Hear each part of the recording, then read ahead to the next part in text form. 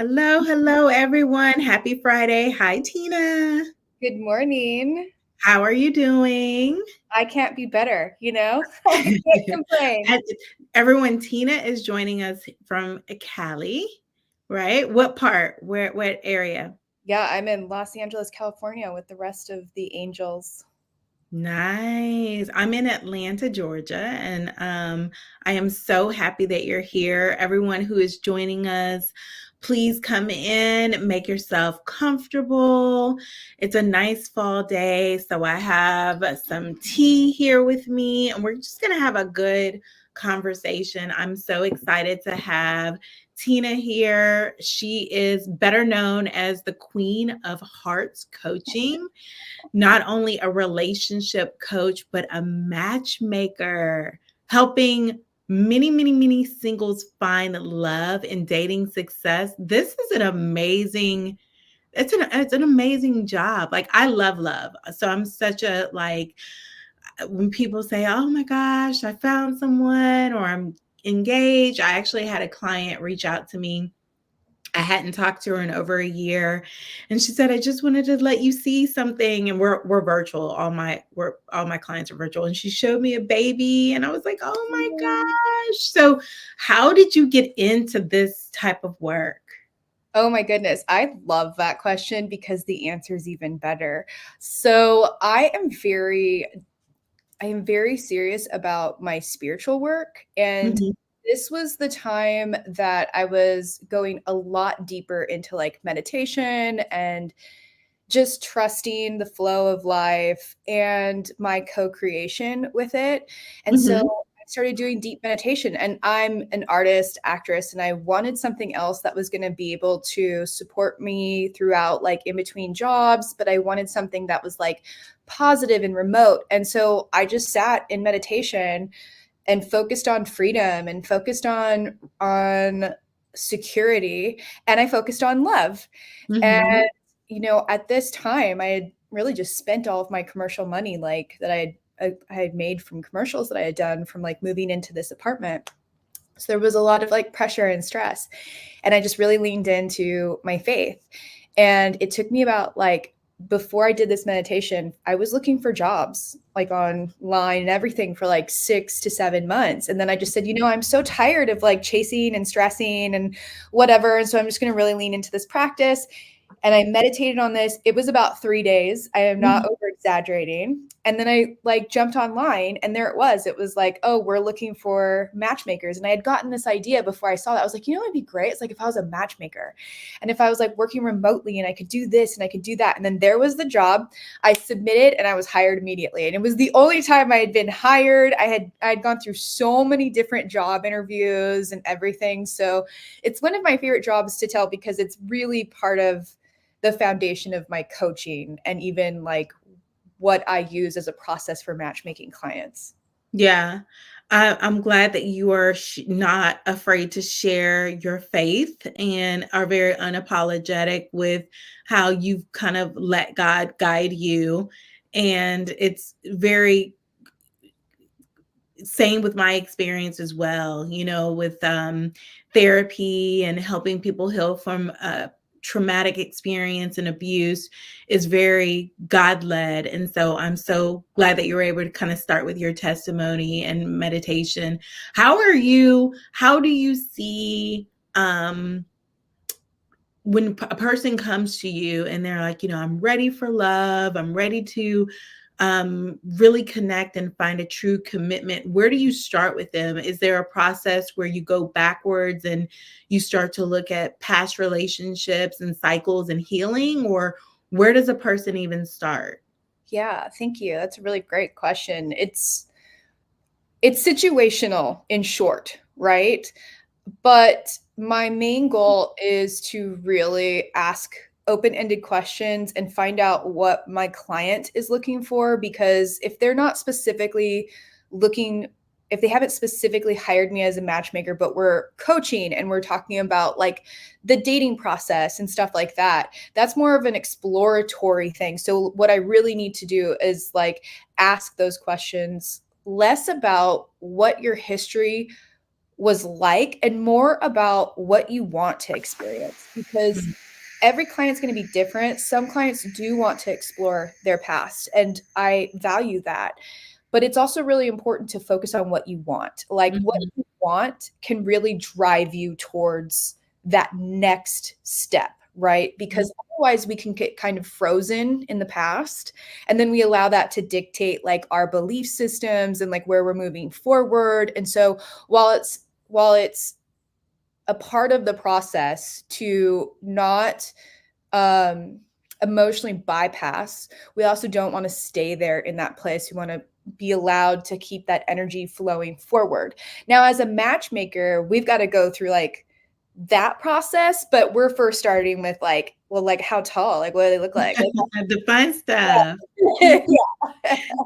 So you have someone who comes to you, and this is really going to hit home for a lot of my audience. And today, if you're joining us, we're talking about dating as a journey of self-discovery.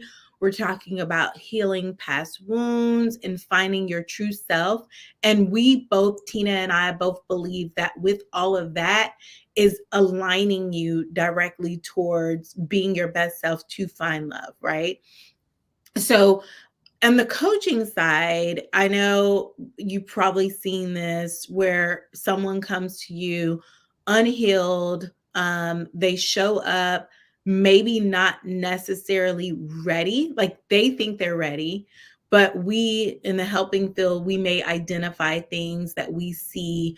How do you help your clients identify when they're dating from a place of maybe old wounds versus their true selves, or helping people identify that, hold on, maybe you're not, maybe there's still some work to do before you throw yourself into the dating pool. Yeah. You know, I really like to put on the table first and foremost with my clients is that obviously, like I'm not a mental health professional. I'm a Mhm. coach and I'm a matchmaker. So what Mhm. I really like to do is work in tandem with Mhm. their like professional mental health therapist. And if they feel like well, the first question I ask is like, how far along are you on that journey? Have you gone to therapy? You know, because I want to know, because at times the coaching process can feel like we're jumping from one step to three steps ahead. And if you're not familiar with it, it can feel really shocking on your nervous system and on your cognitive process, because your healing journey is really important, right? Like you need to be able to honor what has happened to you, be able to articulate that, and be able to feel supported and understand that as you move forward, relationships are part of the healing. This is where Mhm. we really start to do that deep work. Like we can only do so much ourselves. We can do a lot alone.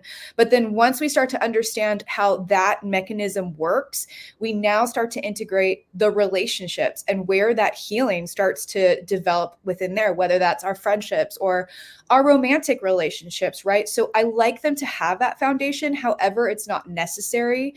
And within that, you know, it's just a slow process. And I'm always open to honoring what they're experiencing and suggesting if they need to seek a professional and explore that, because that is not my territory. My Mhm. territory is we're continuing to focus on what it is that you want. Most of us are cycling through old traumas, old narratives, unhealed like experiences. And that's one thing that I also like to work on when we're coaching is reframing how we view our experiences. Because if we're looking at ourselves like we're unhealed or we still have somewhere to go, then like we will never get there and we will always feel broken. And Mhm. that is love is about accepting you as you are, right? Like there's this a lot of comments about like bring your whole self to the table, but we don't even really know what that looks like. But your whole self is also messy. And so we want to make room for that. We don't want you to feel perfect, sterilized. We want you to feel like recognizing that love is an opportunity to create safe environments versus perfection.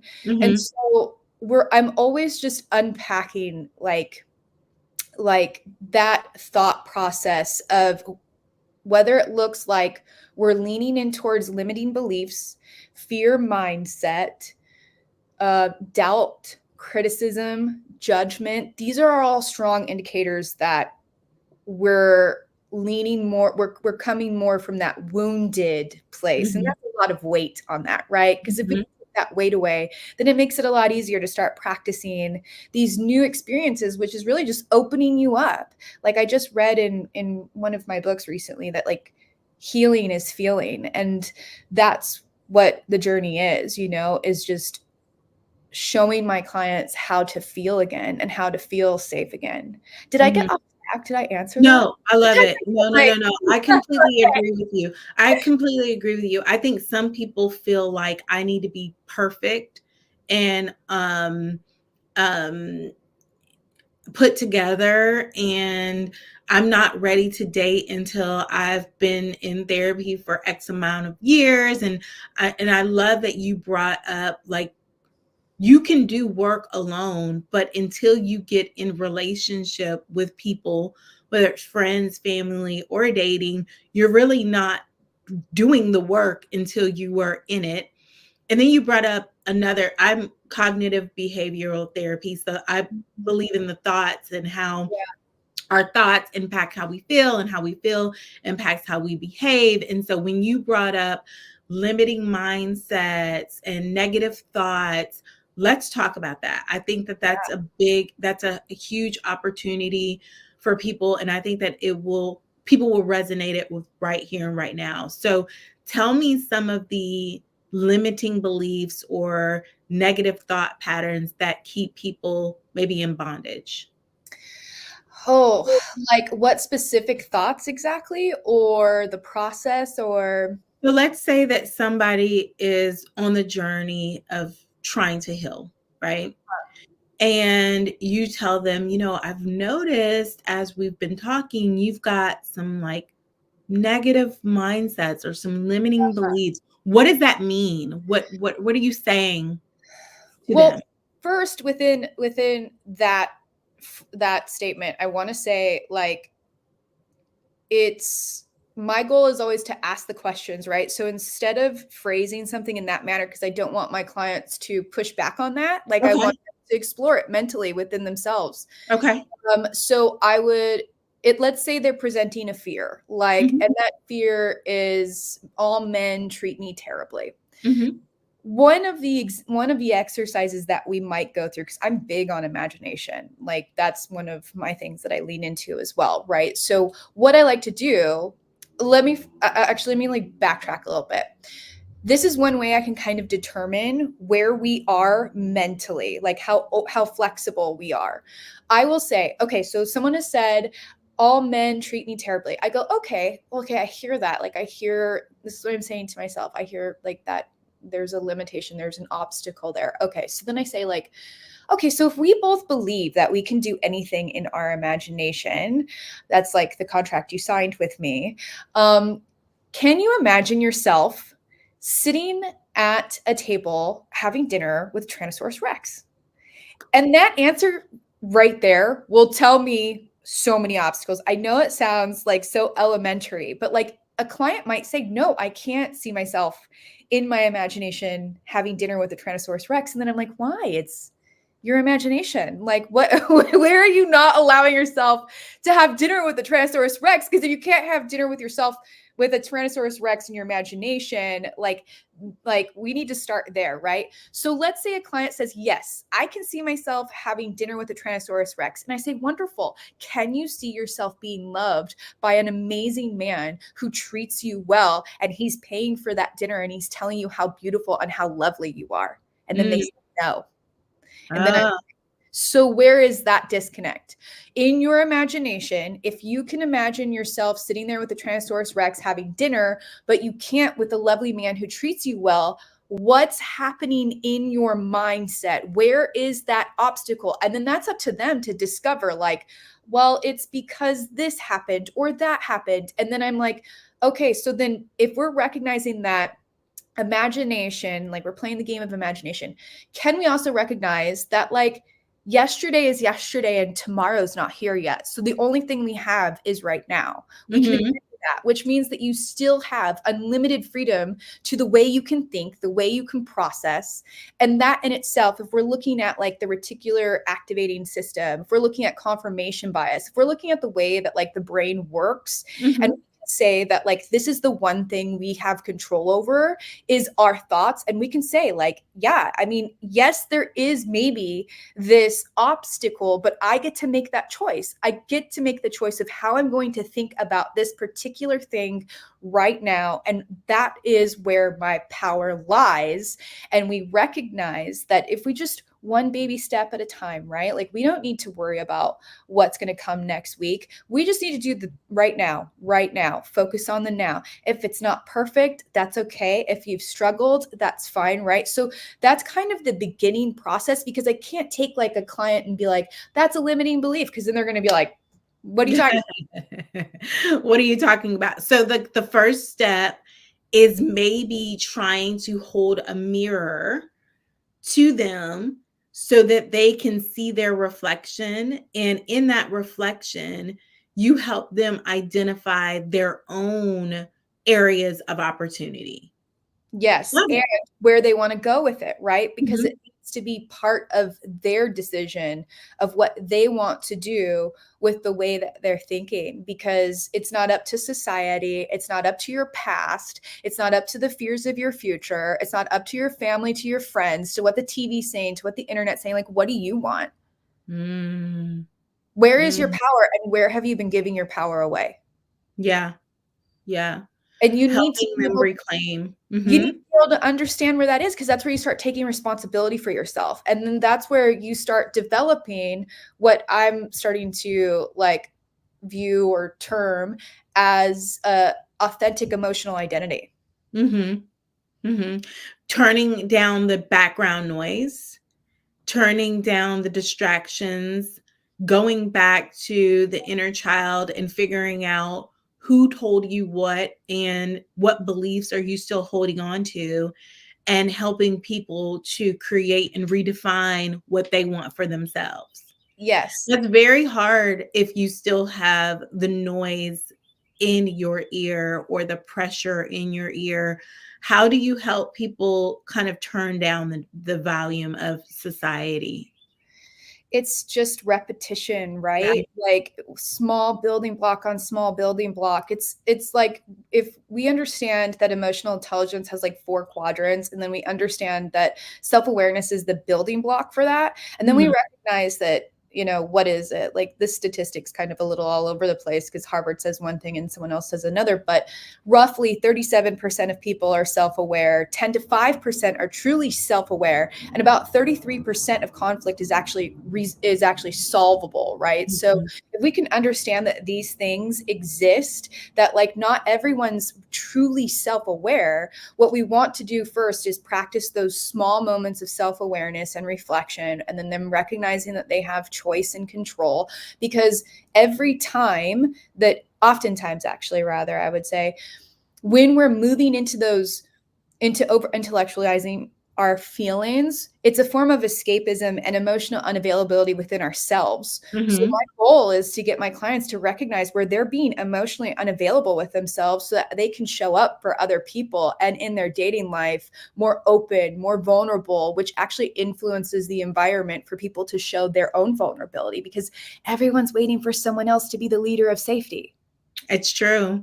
It's true. Emotional, unavailable, that's a buzzword that I feel like, um, people are trying to put on men, and then I push back and I say, "You know what? Well, in what ways are you do you have a defense mechanism up as well, because it just might show up different in different moments, different seasons, different scenarios. But I think we all want to feel safe. We all, want to feel understood and heard. And when you have that wall up, you are blocking that opportunity for vulnerability, Yeah, right? Hmm. absolutely. And you know, it's this is one thing that I'm still trying to figure out how to word it in a way that it's digestible for a like a larger amount of people, but essentially we only really get two choices: fear or faith, right? And you could say like fear or love, but really it's like problem or solution. And so we are under the illusion that we have multiple options, or we are under the illusion that the way that we think about something isn't really truly going to impact our connection.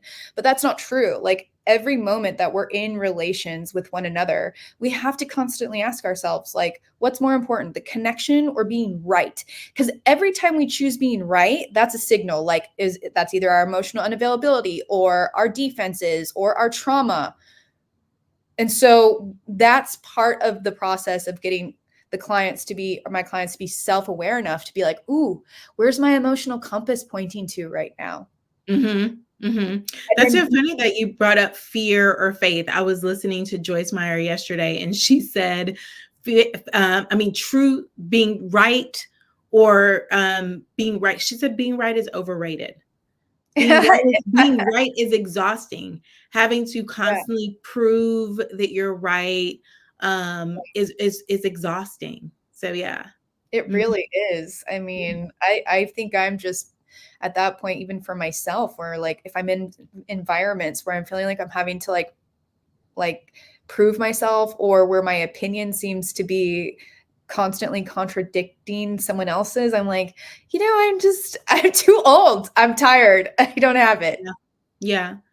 I sometimes believe that dating can be a mirror. Going back to the mirror, I believe that relationships, especially romantic ones, can be mirrors or an opportunity for us to really look at kind of what we've been through, what we've experienced. And I work with clients to help them heal those wounds. But now in coaching, how do you help people use dating to learn about themselves?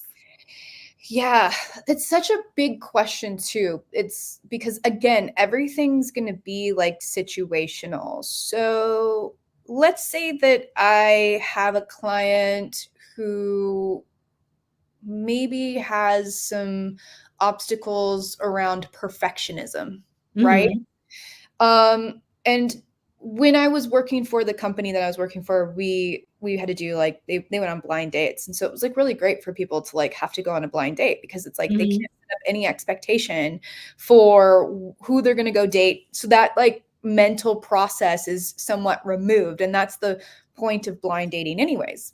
mhm, So I have a client that goes out on a date, comes back, and then they're like, oh, he just wasn't attractive. I wasn't attracted to him at all. Like, he was nice, but this and that. And we're focusing on like the physical aspect. And so then what I like to do is I go, okay, but like, was he nice to you? Like, did you have engaging conversation? Like, how was the conversation? Did he pay for dinner? Did he walk you? And it's like, yes, yes, yes, yes, yes. And so I'm like, okay, so if he was attractive though, you would be focusing more on his attractiveness and less on his qualities. And then they're mhm, like, actually, yeah, like if he was attractive, I wouldn't care as much about like whether he did this or he did that. And I said, so then maybe that's the disconnect in the dating, right? Is that like this guy showed you that he's emotionally available, that he's got, and we're focusing instead on the way that he looks, when the journey is all about training our mindset to find out like what was beneficial in this date, mm, I got closer to a person that fits me more on the emotional intelligence level. Like, yeah, maybe like I'm not attracted to them, but also attraction can grow over time. It's yeah, really like it's very malleable, But regardless, it's that process of recognizing where you are, this is a big word, but like sabotaging yourself, and then where you're allowing yourself to witness yourself and your greatest skill set, even, or the mhm, things you really love about yourself. Like if you love being warm and you're not valuing that over someone's attractiveness, that's probably going to be a key indicator of your dating issues. Or even like I'll ask my clients, they'll come back and they'll be like, oh, I talked to my friends about this and they said like, yeah, like I did think he was a cute, like I did think he was a nice guy, even if he wasn't as attractive as I'm used to. But then I showed my friends pictures and they were like, you could do better.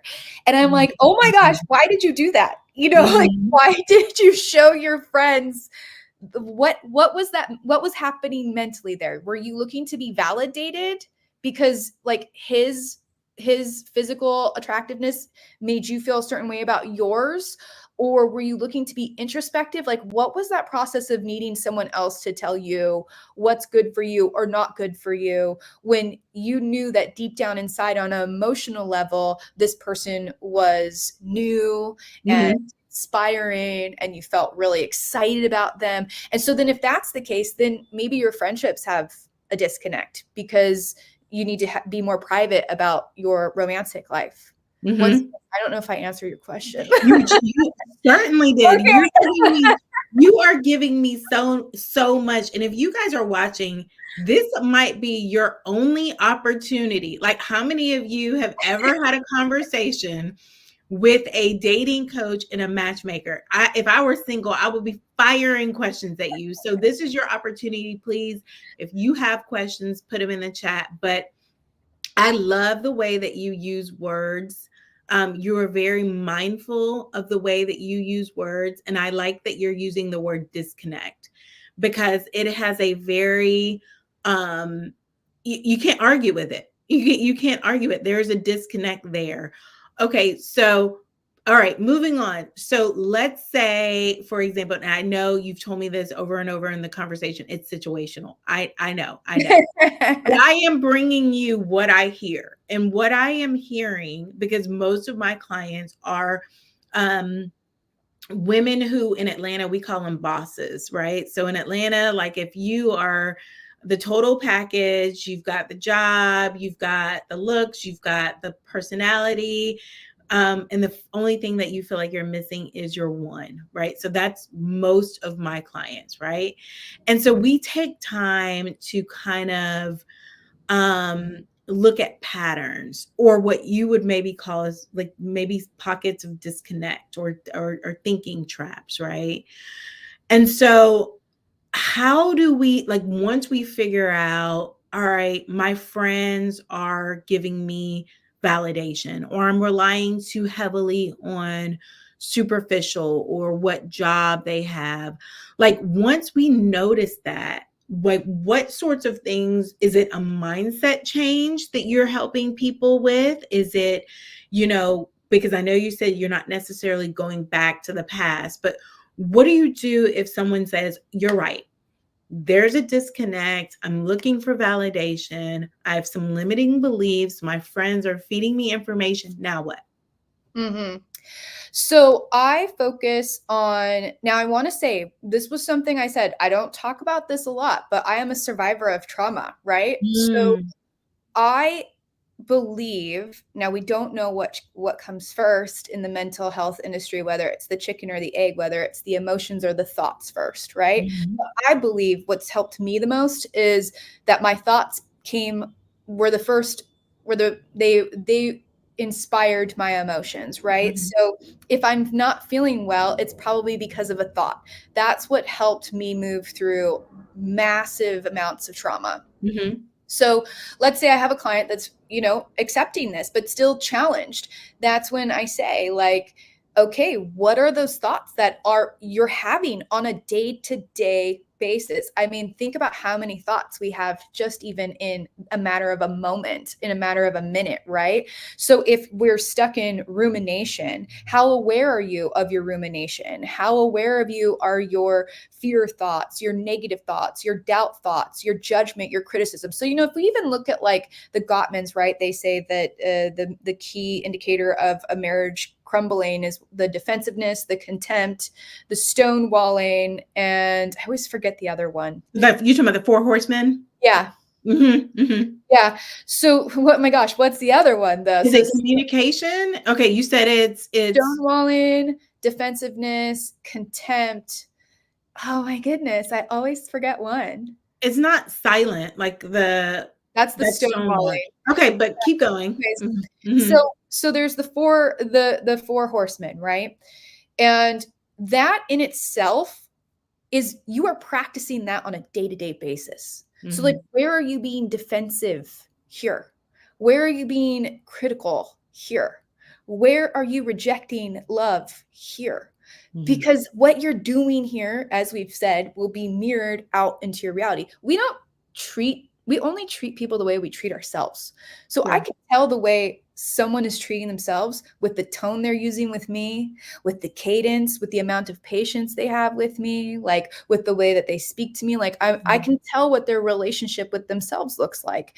And so it's becoming aware of like, what is your internal dialogue like? Okay, acceptance is the key to moving into a new direction, but now becomes the journey of reeling in that internal dialogue. So if your internal dialogue is constantly destructive, we have to start changing that. And what I will do is oftentimes put them on a program. I call it brainwashing, because I'm like, this is what you're going to do, because you are brainwashed by everything else around you.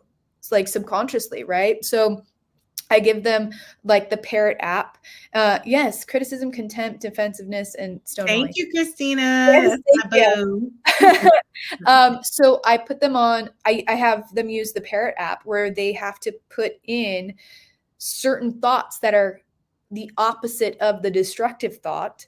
And then they have to loop that 10 minutes bare minimum a day. If they want to be super aggressive, they can listen to it all day. But Mhm. that's like, the bare bones of my coaching is Mhm. your thoughts create. Yeah. Yeah. I agree. I agree. I completely agree. It's biblical. Out of the heart, we speak. So there is so much truth to how you treat yourself is a direct correlation to how you treat other people. And if anyone's listening, I think that's the biggest takeaway. So if someone's saying, I can't afford therapy or I can't afford coaching, well, you can afford to download the app because I just wrote it down, right? You can Yeah. download the app. You can start tracking your thoughts and what you're saying to yourself. Um, you can start challenging those thoughts and you can start figuring a way to loop them into something a little bit more positive. You can see if there's any evidence to support, like going back to the imagination.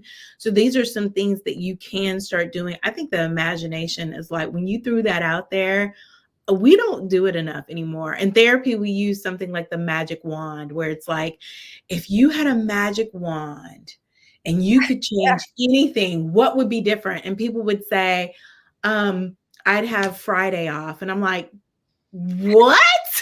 Yeah. You have a whole magic wand. And the only thing, and then you're right. Like, as soon as you start to tap into the imagination, you can already tell, like, what you're working with, what you're Yeah. working. And Yeah. and I want to piggyback on that really quick. This is what really hit home for me in my relationships when I started understanding the power of imagination. I'm using it all the time. We're daydreaming, we're thinking about things, right? And I thought about all the relationships that I had in the past that weren't successful. And I was like, wow, I was committed to them. Like I was in relationships for years, but I would imagine arguing with them. I would like Mm. sit there and like in my head, I'm like imagining being right. I'm like going over that argument again. I'm like, oh, we probably won't even work out. Or, like, when are you going to marry me? You still haven't even asked me to eat. When do you even take me out? And it's like, this is what I'm doing while I'm driving. And then I'm working myself up because my nervous system can't tell the difference between what's really happening or not. It's just receiving information. And then I get home and my partner's like, why are you fighting with me? Like, what are you doing? And I'm like, Yep. you know, Yeah. blame like blaming them for cheating on you in your dream. Yeah. Oh, you are speaking my language because you know what I say now? I say, not now, devil. I am not about to sit here and have a bad mouth my husband Mhm. and argue with, think of all the negative things I can possibly, you know what I say, like, it is you sitting there having a conversation with the enemy It about is. the person that you love. So like that is so real.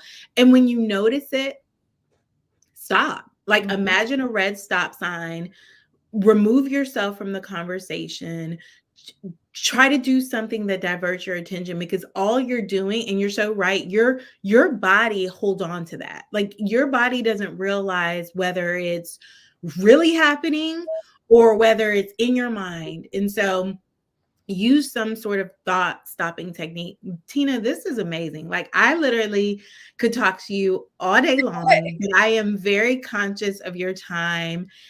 Tell people where they can find you. The reason why I have this platform is because I truly believe, like, if I'm not it for someone, I want them to find someone, right? Where can they find you? You're like a unicorn. You First off, I think literally, you're it for everyone. So just so you know. where can they find you? How can they work with you? Yeah, I'm still, so I'm building my own business now, and I'm still in the process of like all my marketing materials and my website, but they can find me at on Instagram at I am Tina Joy, I am Tina Joy. Now I have to warn you, I'm an entertainer and I do comedy, so it's a mix of like relationship talk and then all of a sudden like maybe something I've done on TV with like some comedy. But I do have a course that I'm going to be launching within Mhm. probably like the next couple of weeks. It's my first relationship course. It's developmental on self-awareness and basically becoming your own matchmaker. Oh, So becoming that your will, own. I yeah, love that. I love that. I love that. That is amazing. I am also starting a course. So if you feel like you need therapy and then you need to be your own matchmaker, we're going to kind of uncover the past wounds. We're going to go through the trauma. We're going to help you get to your best self. So some of the topics that they may need to kind of work through before they get to you, they'll yes, have an please. opportunity an opportunity to do so. But thank you so, so much for waking up bright and early to be with me on this Friday.